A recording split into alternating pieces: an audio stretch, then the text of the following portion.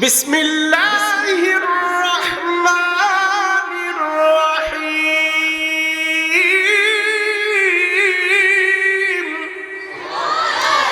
কুল ইন্নানি হাদানি রাব্বি ইলা সিরাতিম মুস্তাকিম।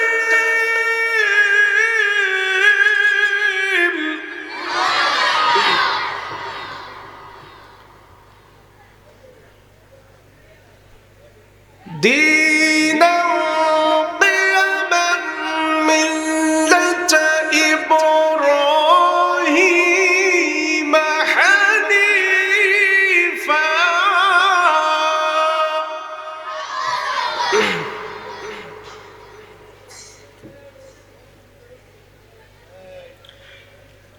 ملة إبراهيم حنيفا وما كان من المشركين.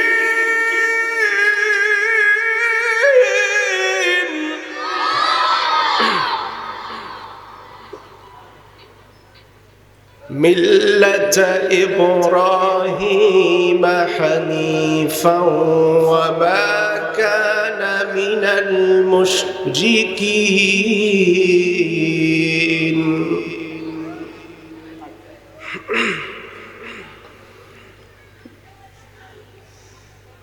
ملة إبراهيم حنيفا وما كان من المشركين.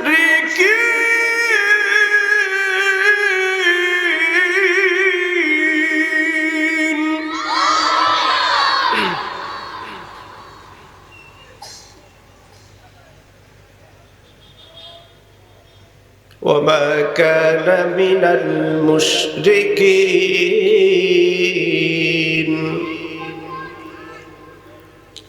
قل إن صلاتي ونسكي ومحياي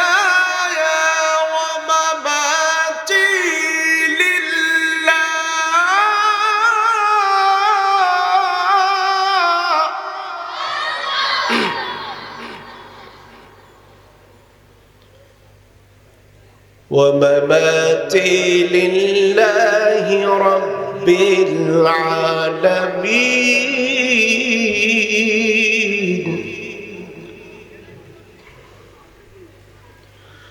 ومماتي لله رب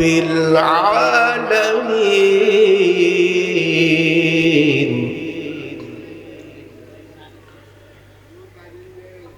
قل إن صلاتي ونسكي ومحياي ومماتي لله رب العالمين لا شريك له وبذلك أمرت وأنا أول المسلمين.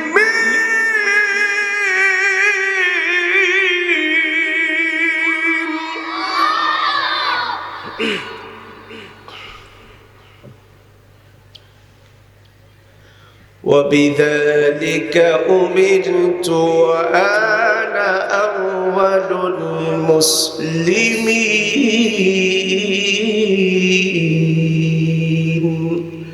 আসুন আমি পবিত্র কোরআনুল কারীম থেকে খুতবায় যে আয়াতে কারিমাগুলো তেলাওয়াত করেছি, মূলত আসার সময় এক মুরব্বী কানে কানে বলতেছেন, বাবা আপনি একটু কোরআন তেলাওয়াত করেন, একটু শুনবো।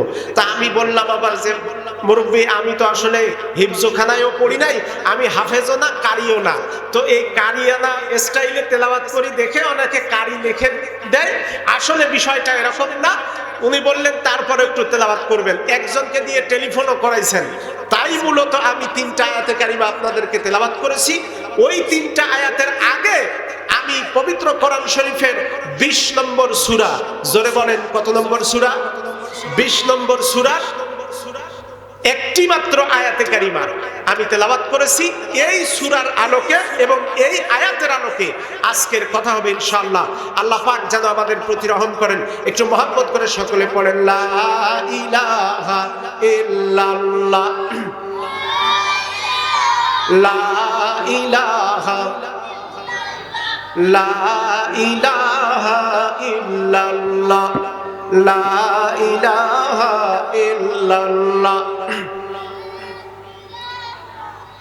লা ইলাহা ইল্লাল্লাহ মুহাম্মাদুর রাসূলুল্লাহ সাল্লাল্লাহু আলাইহি ওয়াসাল্লাম। এবার বলেন, আলোচিত আয়াত পবিত্র কোরআন শরীফের 20 নম্বর সূরা। কত নম্বর সূরা? 20 নম্বর সূরা। এই 20 নম্বর সূরাটির নাম হলো সূরা তাহা। এই সূরাটা নাজিল হয়েছে রাসূল করিম সাল্লাল্লাহু আলাইহি ওয়াসাল্লামের মক্কি জিন্দেগিতে। আল্লাহর নবী যখন মক্কি জিন্দেগিতে প্রচন্ড বিরোধিতার সম্মুখীন হচ্ছিলেন, কাফেরেরা বলতে লাগলো মুহাম্মদ আর তার সঙ্গীরা ইসলাম গ্রহণ করে তারা সুখ আর শান্তি হারাইছে, তারা অসুবিধার সম্মুখীন হয়েছে, তারা মুসিবতের সম্মুখীন হয়েছে। জোরে বলেন নাউজুবিল্লাহ। সম্মানিত হাজিরিন, তাহলে এই সূরাটি এমন একটা সময় নাজিল হয়েছে যেই সময় রাসূল করিম সাল্লাল্লাহু আলাইহি ওয়াসাল্লাম মক্কি জিন্দেগিতে প্রচন্ড বিপদ মুসিবতের সম্মুখীন হয়েছিলেন।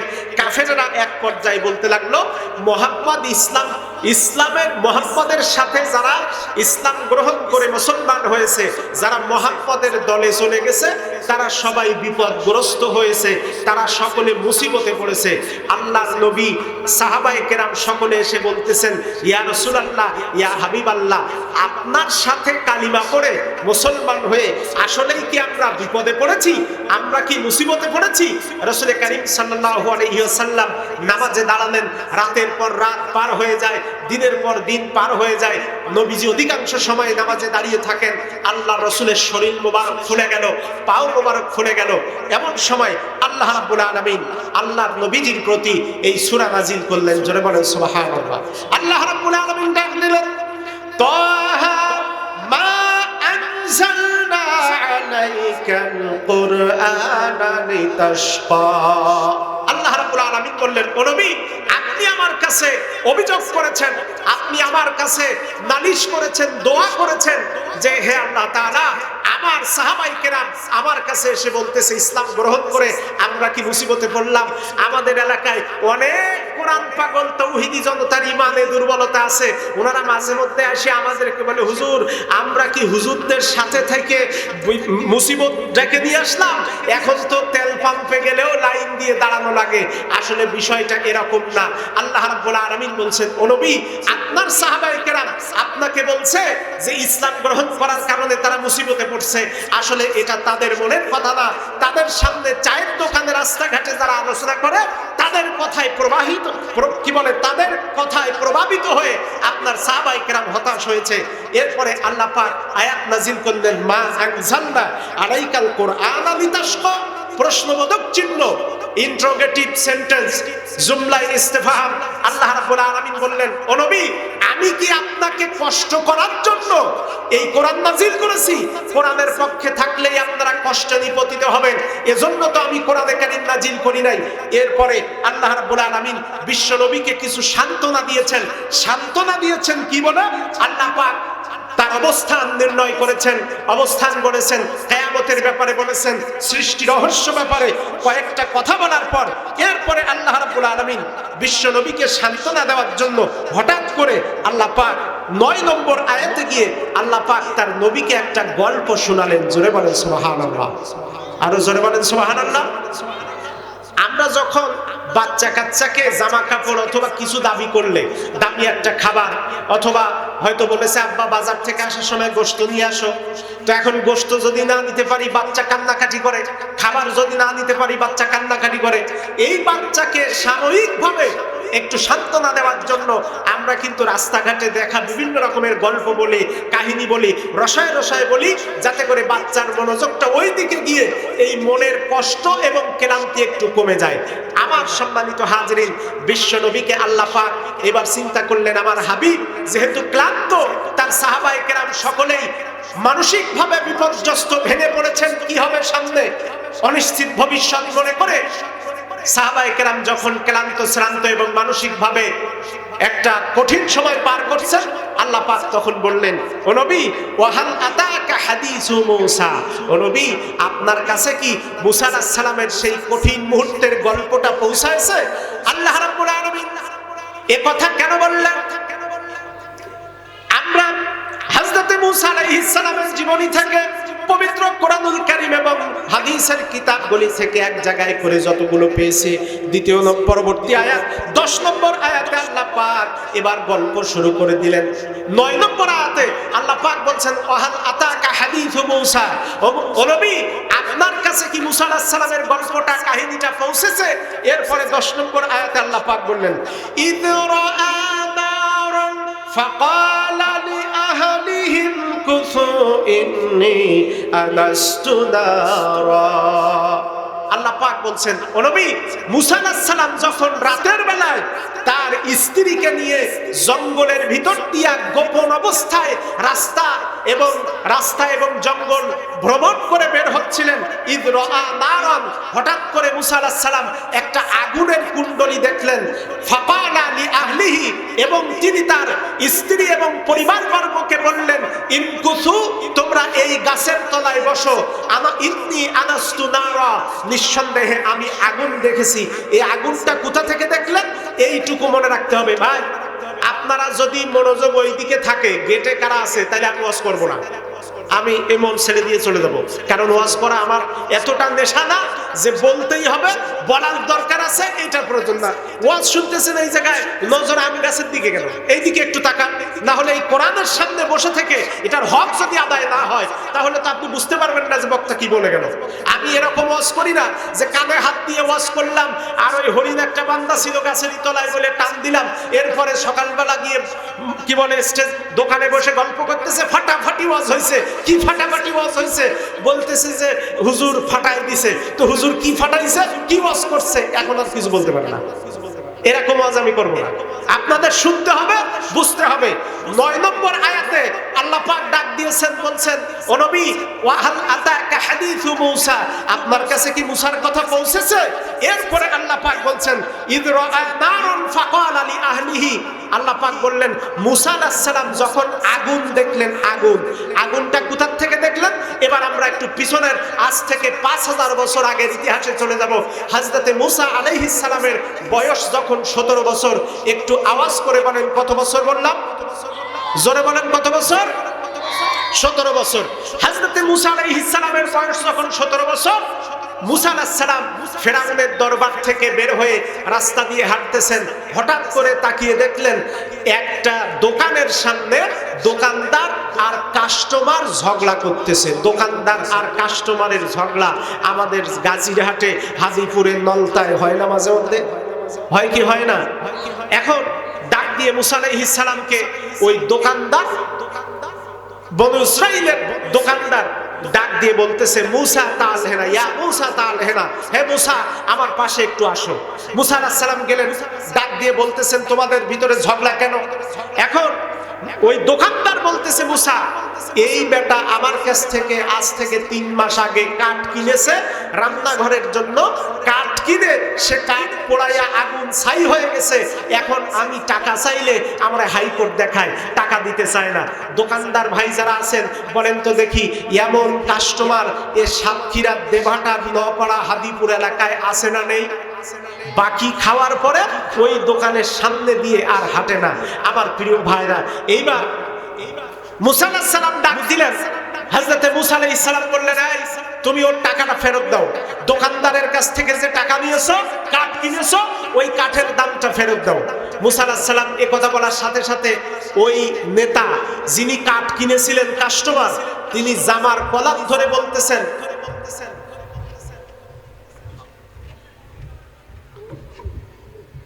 ভাই ওই কোণা থেকে কিছু ভাইরা একটু উঠে এইদিকে আসেন তো, একটু আলোচনার পরিবেশ তৈরি করে দেন। ওই পিছন থেকে মানে ভাবখানা দেখে মনে হচ্ছে যে এই জায়গায় এই শ্রোতাদের ভিতরে একদল বিএনপি, আরেক দল জামাত ইসলাম, আরেক দল এনসিপি, এরকম মনে হচ্ছে। এরকমটা করবেন না। কোরআনের মাহফিলে আমরা সবাই কোরআনের জন্য বসবো। ওই কোণা থেকে আরেকটু সামনে আসেন, এই বাম পাশে আসেন, এদিকে আসেন, এদিকে আসেন। আচ্ছা, এই জায়গায় দায়িত্বশীল যারা ছাড়া যারা দাঁড়ায় আছেন তারা ভিতরে ঢোকেন। এমন ভাবে আলোচনা হয় না। এখানে মিডিয়া আছে, এই আলোচনাটা সারা পৃথিবীতে চলে যাচ্ছে। সুতরাং যাদের কোনো প্রয়োজন আছে, প্রয়োজনে তারা আস্তে করে বাইরে চলে যান, প্রয়োজন মিটে আসেন। 10 জন লোক কথা শুনলে 10 জনের মতো শুনতে হবে। বসেন বসেন, সবাই বসেন। নারায়ে তাকবীর, নারায়ে তাকবীর। একটু জোরে সরে বলেন তো, নারায়ে তাকবীর। এবার আসেন, মুসা আলাইহিস সালাম ঝগড়া থামাচ্ছেন। একজন দোকানদার আর একজন পাতি নেতা। পাতি নেতা বোঝেন? এই পাতি নেতা বলতেছে, মুসা আমি ওর কাছ থেকে কাঠ কিনেছি ঠিকই, কিন্তু টাকা দিতে পারবো না। মুসা আলাইহিস সালাম বললেন, কেন টাকা দিবি না? এইবার পাতি নেতা এইভাবে জামার কলার ধরে বলতেছে, আমি কিন্তু সরকারি দলের লোক। বিগত বছরগুলোতে আর বর্তমানে যারা পাওয়ারে থাকে, বিশেষ করে যে এলাকায় যাদের পাওয়ার, তাদের বিরুদ্ধে কথা বললে এরকম একটু কলার ধরে নাড়াচাড়া দেয়। ডাক দিয়ে যখনই বলতেছে, মুসা আমি সরকারি দলের লোক, মুসা আলাইহিস সালামের মাথার চান্দি গরম হয়ে গেছে। হযরতে মুসা ডাক দিয়ে বললেন, এই বেটা, তুই যদি সরকারি দলের লোক হও, আমি কে? কারণ মুসা আলাইহিস সালাম যদিও আরেকজনের সন্তান, কিন্তু মুসা আলাইহিস সালাম লালন পালন, লালিত পালিত হয়েছেন ফেরাউনের বাড়িতে একটানা 17 বছর। এই 17 বছর বয়সের মুসা আলাইহিস সালাম যখনই বললেন ওই লোকটা যে আমি সরকারি দলের নেতা, মুসা আলাইহিস সালামের মাথা গরম হয়ে গেল। টান দিয়ে এক চড় মেরেছে। চড় দেওয়ার সাথে সাথে পাতি নেতা জাগায় মরে গেছে। জোরে বলেন আল্লাহু আকবার। তাহলে মুসা আলাইহিস সালাম মাঝে মধ্যে প্রতিবাদ যেমন করেছেন, আমাদেরও মাঝে মধ্যে প্রতিবাদ করার দরকার আছে না নাই? আমার ভাইয়েরা, মুসা আলাইহিস সালাম যখন চড় মেরেছেন, লোকটা যখন মারা গেল, মারা যাওয়ার সাথে সাথে এইবার অবস্থা দাঁড়ালো, ওই ফেরাউনের দরবারে গভীর রাত্রে ক্যাবিনেট মেম্বারেরা একটা সবাই বসেছে। ফেরাউন বলতেছে, দেখো, যে মুসাকে ঠেকানোর জন্য ৮০,০০০ কিবতী আর বনি ইসরাইলের পুত্র সন্তানকে জবাই করে ইউযাব্বিহুনা আবনাআকুম, আমি নীল নদের পানি লাল করে দিয়েছি, সেই মুসা মনে হয় এতদিন আমার ঘরে গুপ্ত ছিল। কি ছিল? গুপ্ত ছিল। জোরে বলেন। আজ এখন এই বর্তমান বাংলাদেশে শব্দটা খুব পরিচিত। ফেরাউন বলতেছে যে যেই মুসাকে আমি হত্যা করার জন্য, যে মুসাকে ঠেকানোর জন্য ১৭ বছর আগে বনি ইসরাইল আর কিবতীদের ভিতরের ৮০,০০০ পুত্র সন্তানকে জবাই করে, মায়ের কোল থেকে ধরে এনে জবাই করে বাচ্চা সন্তানকে নীলনদের পানিতে ভাসাইছি, এই মুসা সেই মুসা। ওই ৮০,০০০ জবাই করেছি, ওটা ফাও, ওইটা বৃথা। মুসা এতদিন দুনিয়ায় ছিল, তবে আমার বাড়িতে গোপন ছিল। মুসা আলাইহিস সালামকে চিনতে পারার পরে এইবার তার মন্ত্রী হামান পরামর্শ দিল, নেতা মুসাকে যেহেতু চিনতে পারা গেছে, কিভাবে চিনলেন? এবার ফেরাউন বলতেছে, ও হামান, এই মুসা ছোট্টবেলায় একদিন আমার সামনে আসিয়াকে চুমা দিচ্ছিল, আসিয়াও তাকে চুমা দিচ্ছিল। এইটা দেখে আমি বড় ইচ্ছে করলাম মুসাকে আমি একটু চুমা দেব।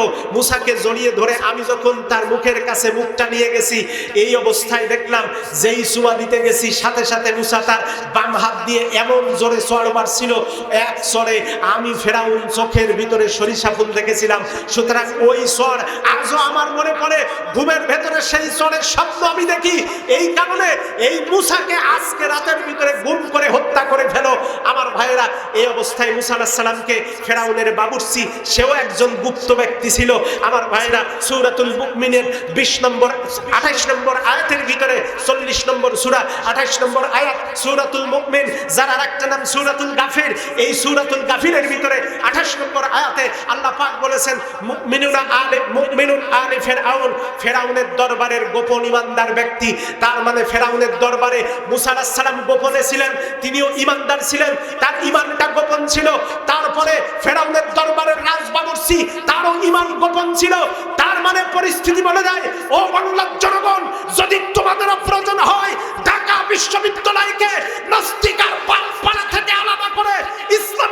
বিশ্ববিদ্যালয় করার জন্য প্রয়োজনে তোমাদেরও গোপন থাকা লাগতে পারে। কথা বলেন ঠিক কিনা?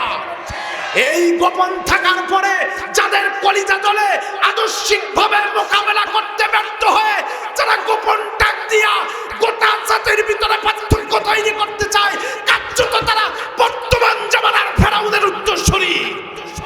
আরো জোরে বলেন ঠিক কিনা? মুসা আলাইহিস সালামের দরবারে দুইজন লোক গুপ্ত ছিল। একজন কি বলে ফেরাউনের দরবারে একজন হযরতে মুসা, আর একজন ফেরাউনের রাজবাবুর্চি, যে লোকটার ব্যাপারে সূরাতুল মুমিনের 28 নম্বর আয়াতে আল্লাহ পাক বলেছেন, আমি সেই দিকে যাব না। আমার ভাইরা, গভীর রাত্রে মুসা আলাইহিস সালামের কাছে ওই বাবুর্চি এসে ডাক দিল, মুসা, আজকে রাত্রিতে ফেরাউনের মন্ত্রী পরিষদ বৈঠকে সিদ্ধান্ত গ্রহণ করেছে আগামীকাল সকালবেলা বেলা ওঠার আগে, সূর্য ওঠার আগে তোমাকে হত্যা করা হবে। ও মুসা, আমার দেখা মতে তোমার মতো এত ভালো চরিত্রের যুবক আমি জীবনে কোনোদিন দেখি নাই রে মুসা। তুমি যদি নিজের জীবন বাঁচাতে চাও, আর তোমার জীবনটা বাঁচাতে হবে, কারণ এই গুণে দ্বারা সমাজকে পরিবর্তন করার জন্য তোমার মতো তরুণ মুসার খুব দরকার। ও মুসা, এখনই তুমি এলাকা থেকে পলায়ে যাও। হযরতে মুসা আলাইহিস সালাম আল্লাহর দরবারে আকাশের দিকে দুখানা হাত তুললেন, বললেন, রব্বুল আলামিন, আমি তো জানতাম না এই বেটা আমার একটা চড় খাওয়ার পরে মারা যাবে। আমি একটা চড় মেরেছি শাসন করার জন্য, এই লোকটা মারা গেল, আমার এখন কি করার আছে? আল্লাহ পাক বলেন, মুসা, তুমি সরাসরি দক্ষিণ দিকে দৌড় দাও। দক্ষিণ দিকে হযরতে মুসা আলাইহিস সালাম ভোর রাত্রিতে রওনা দিলেন। 7 দিন 8 রাত, 7 দিন 8 রাত একটানা, 8 রাত 7 দিন একটানা মুসা আলাইহিস সালাম দৌড় দিলেন। দৌড় দিয়া যে এলাকার ভিতরে পৌঁছাইলেন, ওই এলাকার নাম হলো মাদায়েন। ওই মাদায়েন এলাকার ভিতরে একটা বিরাট বড় খেজুর গাছ, খেজুর গাছের বাগান, খেজুর বাগানের ভিতরে হযরতে মুসা আলাইহিস সালাম বসে বসে চিন্তা করতেছেন, আল্লাহ, আমি মিশর থেকে পালায়ে আসছি, মিশর থেকে পালায়ে আসছি। আমার এই মাদায়েন শহরের ভিতরে আমার বাড়ি নাই, আমার ঘর নাই, আমার বিল্ডিং নাই, আমার আত্মীয় স্বজন পরিচিত কেউ নাই। আমি থাকবো কোথায়? আমি খাবো কোথায়? আর আমার লোকাল ভাষায় এলাকার মানুষজনে শুনলে তো চিনতে পারবে আমি একজন বিদেশি ব্যক্তি, আমাকে ওরা হত্যা করে ফেলবে। এই চিন্তা ভাবনা করতে গিয়া হযরতে মুসা আলাইহিস সালাম খেয়াল করলেন, দূরে একটা কুয়ার পাশে 8 জন যুবক ছেলে দাঁড়ায় আছে। জোরে বলেন কয়জন? 8 জন যুবক ছেলে দাঁড়ানো। ওই 8 জন যুবক ছেলের অদূরে আরো 2 জন সুন্দরী কন্যা, আরো 2 জন সুন্দরী মেয়ে দাঁড়িয়ে আছে। 2 জন সুন্দরী মেয়েকে দাঁড়ানো থাকতে দেখে মুসা আলাইহিস সালাম এবার উঠে এগিয়ে আসলেন।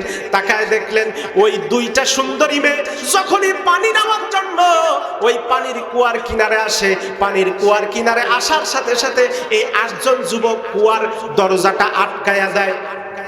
মুসা আলাইহিস সালাম কি বলে একটু আগে, অর্থাৎ 7 দিন আগে ফেরাউনের দরবারে একজনকে থাপ্পড় দিয়া মেরে আসছে, যে অন্যায় দেখে।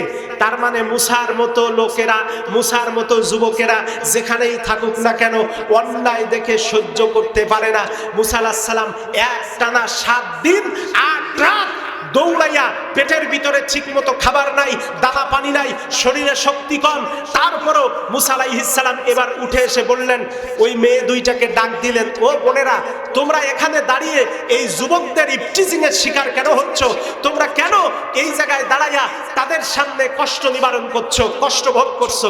ওই 2টা মেয়ে ডাক দিয়ে কয়, মুসা, ওই 2টা মেয়ে ডাক দিয়ে কয়, ওই 2টা মেয়ে ডাক দিয়ে কয়, গো পথিক, আমরা তো তোমাকে চিনি না, তোমার পরিচয়টা আগে বলো।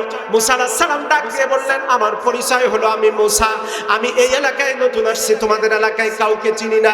এখন বলো, তোমরা পানি নিচ্ছ, পানি নেওয়ার জন্য কুয়ার কাছে যাওয়ার সাথে সাথে ওই যুবকগুলো কেন তোমাদের দরজা বন্ধ করে দেয়? মেয়ে 2টা মেয়ে ডাক দিয়ে বলল, মুসা, আমাদের বাড়িতে একজন বৃদ্ধ পিতা আছেন, ওই পিতা অন্ধ হয়ে গেছেন, আমাদের বৃদ্ধ পিতা, ওই পিতা বাড়িতে অপেক্ষায় আছেন, আমরা কখন বাড়িতে ফিরবো? আমরা পানি নেওয়ার জন্য যখনই কুয়ার পাশে যাই, কুয়ার পাশে যাওয়ার সাথে সাথে ওরা দরজা বন্ধ করে দেয়, আমরা পানি নিতে পারি না। 8 জন তরতাজা শক্তিশালী যুবক যখন ওই দরজাটা ধরে টান দেয়, তখনই ওই দরজাটা খোলা যায়, 1-2 জনে খোলা সম্ভব হয় না। এই কারণে ওরা আমাদের সাথে মজা করে। মুসা আলাইহিস সালাম এটা শুনতে পেয়ে তাদেরকে বললেন, তোমরা একটু দূরে চলে যাও। মেয়ে দুইটা একটু সরে গেল। মুসা আলাইহিস সালাম কুয়ার কাছে গিয়া 8 জন যুবককে ডাক দিয়ে বলতেছেন, কুয়া ছেড়ে দে। কি ছেড়ে দে? জোরে বলেন, কি ছেড়ে দে? কুয়া ছেড়ে দে। এখনো 8 জন বলতেছে কেন? ভাই ওই মেয়ে দুইটা পানি নেবে। এইবার যেই বলেছে ওই মেয়ে দুইটা পানি নেবে, সাথে সাথে এই 8 জনের যেটা বেশি বুঝে ফাতরা, সে ডাক দিয়ে বলতেছে, নতুন কি বলে, পুরান ভূতে ভাত পায় না, নতুন ভূতের আমদানি। এই বলে এরকম কটাক্ষ যখন করেছে, মুসা আলাইহিস সালাম বলতেছে, তোরা কুয়া ছাড়বি কিনা বল। ওরা তখন বলতেছে, আমরা কুয়া ছাড়বো না। এবার মুসা আলাইহিস সালাম বলতেছে, তোদের কুয়া ছাড়তেই হবে। কথাবার্তার এক পর্যায়ে 8 জন যুবক বলতেছে, ঠিক আছে, আমাদেরকে যদি হারাইতে পারো, আমরা 8 জন তোমার সাথে লড়াই করব। মারামারিতে যদি হারাইতে পারো তাহলে কুয়া ছাড়বো, না হলে কুয়া ছাড়বো না। এখন মুসা আলাইহিস সালাম খায় না ঠিক মতো কয়দিন? জোরে বলেন, 7 দিন 8 রাত মুসা আলাইহিস সালাম ঠিক মতো খাইতেই পারে না, সমানে দৌড়াইছে। এই ক্লান্ত মুসা আলাইহিস সালাম আল্লাহর কাছে হাত তুলছে, আল্লাহ তুমি তো জানো এ মুসা কত রাগী, তুমি তো জানো অন্যায় দেখলে আমি সহ্য করতে পারি না। ওগো আল্লাহ, একটু শক্তি দিয়ে দাও। মুসা আলাইহিস সালাম আল্লাহ পাকের কাছে শক্তি সাহায্য কামনা করে এইবার লড়াই শুরু করে দিলেন। যুবক 8 জন একজন একজন করে আসতে লাগলো। মুসা আলাইহিস সালাম ডান হাত দিয়ে একটার গালে চড় মারে, বাম হাত দিয়ে আরেকটার গালে চড় মারে। 4টে যখন ঘুরে পড়ে গেছে আর 4 জন উঠে দৌড় মেরেছে, 8 জন যুবক মুসা আলাইহিস সালামের ভয়তে এলাকা ছেড়ে পলায়ন করলো। জোরে বলেন, আরো জোরে বলেন সুবহানাল্লাহ। 8 জন যুবক যখন এলাকা থেকে পালাইছে, আমার ভাইরা, হযরতে মুসা আলাইহিস সালাম এবার ওখানে দাঁড়িয়ে আছেন। ওই দুইটা মেয়ে এসে ডাক দেয়, রে মুসা, এই এলাকায় দাঁড়িয়ে থাকা তোমার আর ঠিক হবে না। কই কেন? ডাক দিয়ে বলে, এই যে 8টা যুবককে তুমি মাইর দিয়া পিটাইয়া থাপড়াইয়া এলাকা থেকে বের করে দিয়েছো, ওরা কিন্তু এই এলাকার সবচেয়ে বখাটে সন্তান, এই এলাকার সবচেয়ে মস্তান কোয়ালিটির ছেলে। ওরা পরবর্তীতে দলে ভারী হয়ে ওরা তোমার উপরে আক্রমণ করবে, তোমার সম্মান নিয়ে টানাটানি করবে।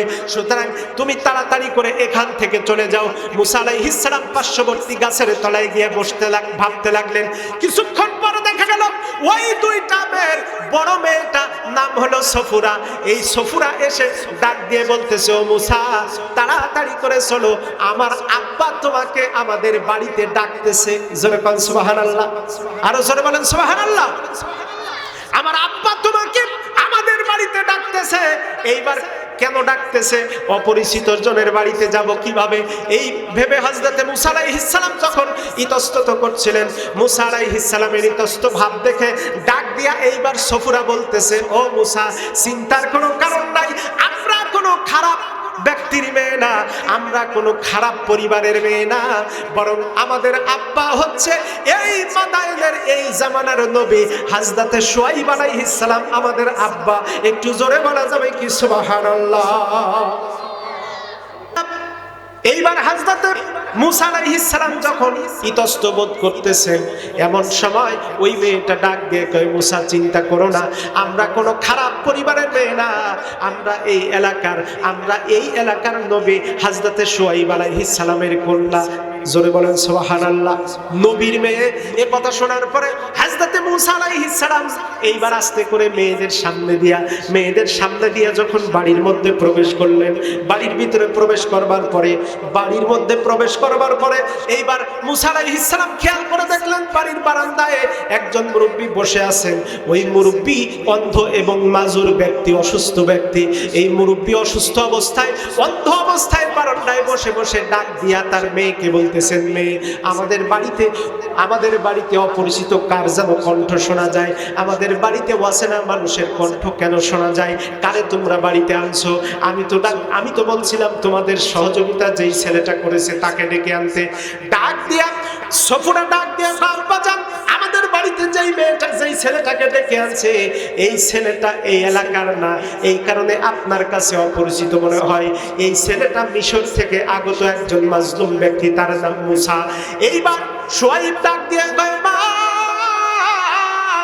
বাড়িতে জেনে না জেনে ভালো করে খোঁজ খবর না নিয়ে বাড়ির ভিতরে অপরিচিত একজন যুবককে বাড়িতে ধরে আনছো।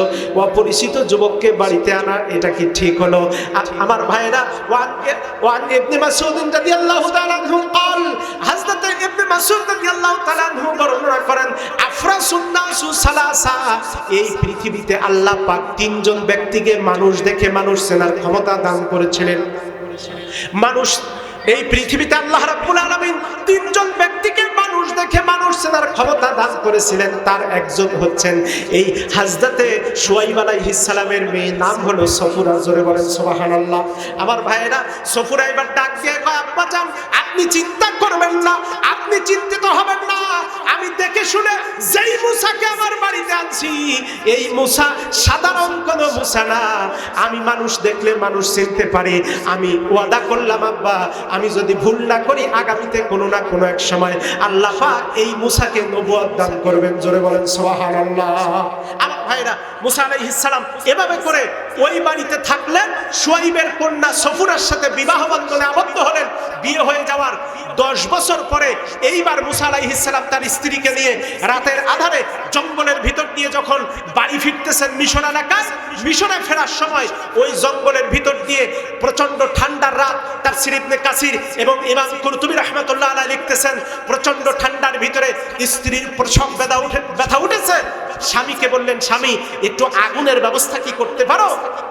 মুসা আলাইহিস সালাম তখন বললেন, ইদ রাআ নারান ফাকাল লি আহলি, স্ত্রীকে বললেন ইমকুসু, এখানে বসো, ইন্নী আনাস্তু নারা, আমি আগুন দেখেছি দূরে, তোমরা এখানে অপেক্ষা করো, আমি আসতেছি। মুসা আলাইহিস সালাম যখন ওই আগুনের কাছে গেলেন, তাফসীরে মারিফুল কোরআন দেখতেছে মুসা আলাইহিস সালামকে দেখে আগুনওয়ালা গাছটা সরে যায়। মুসা আলাইহিস সালাম দাঁড়ালে আবার গাছটা দাঁড়িয়ে যায়। এবার মুসা আলাইহিস সালাম যখন কাছাকাছি চলে গেলেন, ওই গভীর রাত্রিতে তখন গাছের ভিতর থেকে আওয়াজ আসতেছে, ফালাম্মা আতাহা নুদিয়া ইয়া মুসা। জোরে বলেন সুবহানাল্লাহ। আমার ভাইরা, মুসা আলাইহিস সালাম যখন গভীর রাত্রিতে তার নাক ধরে আওয়াজ শুনলেন, একটু ভয় পেয়ে গেলেন। ভয় পাওয়ার সাথে সাথে আল্লাহ রাব্বুল আলামিন ডাক দিলেন, ইন্নী আনা রাব্বুক, তুমি চিন্তা করো না, আমি তোমার রব। ফাকলানা আলাইক, জুতা খোলো এবং এই পাহাড়ের উপরে আসো। ইন্নাকা বিল ওয়াদিল মুকাদ্দাসি তুয়া, অবশ্যই তুমি পবিত্র তুয়া পর্বতের উপরে আসো। এবার মুসা আলাইহিস সালাম আল্লাহর সাথে কথা বলার এক পর্যায়ে আল্লাহ পাক বললেন, দেখো ইন্নানি আনাল্লাহ লা ইলাহা ইল্লা আনা ফা'বুদুনি ওয়া আকিমিস সালাতা লিযিকরি। এই আয়াতটা অর্থ বলেই আমার কথা শেষ করব। প্রধান মেহমান যেহেতু এসেছেন, আপনারা কথা শুনবেন। প্রিয় ভাইরা, ইন্নানি আনাল্লাহ, মুসা আলাইহিস সালামকে ওদিকে স্ত্রী গাছতলায়, হযরতে মুসা আলাইহিস সালামের স্ত্রী প্রসব বেদনা, কি বলে, পেটের গর্ভের ভিতরে সন্তান নিয়ে স্ত্রী প্রসব বেদনায় ভুগতেছেন, গাছের তলায় বসে আছেন। আর এদিকে আল্লাহ পাক মুসাকে বলছেন, ও মুসা ইন্নানি আনাল্লাহ, নিশ্চয় আমি তোমার আল্লাহ। জোরে বলেন সুবহানাল্লাহ। ইন্নানি আনাল্লাহ, নিঃসন্দেহে আমি তোমার আল্লাহ। ফাবুদুনি, তুমি আমার ইবাদত করো। এই এক নাম্বার কাজ, ফাবুদুনি, আমার ইবাদত করো। ওয়া আকিমিস সালাতা লিযিকরি, আর আমাকে স্মরণ করার জন্য নামাজটা আদায় করে দাও। আমার ভাইরা, নামাজটা কায়েম করে দাও। ইন্নানি আনাল্লাহ, আমি আল্লাহ, লা ইলাহা, আমি ছাড়া কোনো আইনদাতা নাই। এক নম্বরে তিনি বললেন, আল্লাহ পাক বললেন, এটা আমার পরিচয়, ইন্নানি আনাল্লাহ, আমি আমার পরিচয় দিলাম, ও মুসা আমি তোমার আল্লাহ। তারপরে লা ইলাহা, আল্লাহ ছাড়া কাউকে আইনদাতা মানবা না, আল্লাহ ছাড়া কাউকে আইনদাতা মানা যাবে না।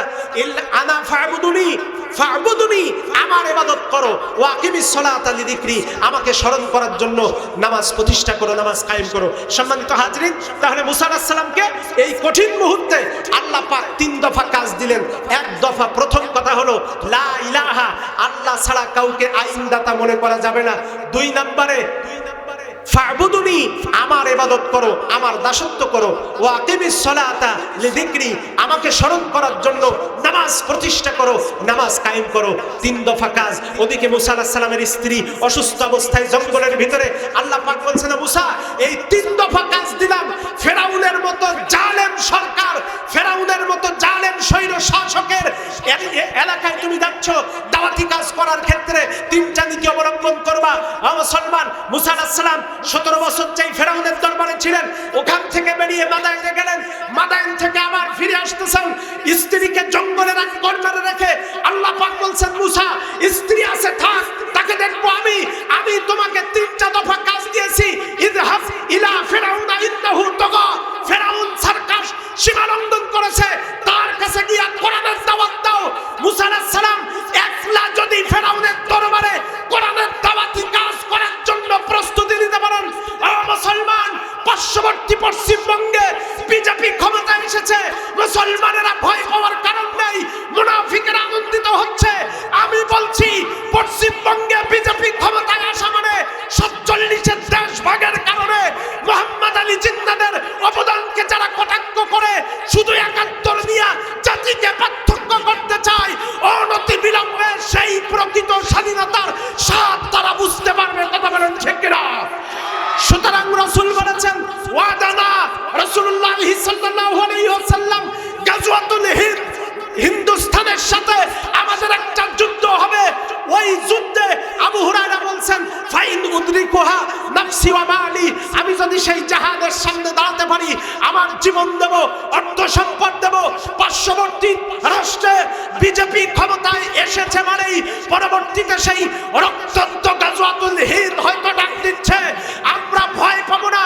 মুসা আলাইহিস সালাম একলা যখন 3 দফা কাজ নিয়ে ফেরাউনের দরবারে যেতে পেরেছিলেন, আমরাও জীবন দেব, ফাঁসির কাস্টে ঝুলবো। আল্লাহর কোরআনের এই নামাজ কায়েমের আন্দোলন থেকে দূরে সরে যাব না। কারা কারা দুহাত তুলে আল্লাহকে দেখায় দেন তারা নারায়ে তাকবীর। ওয়া আখিরু দাওয়ানা আলহামদুলিল্লাহি রাব্বিল আলামিন। আসসালামু আলাইকুম।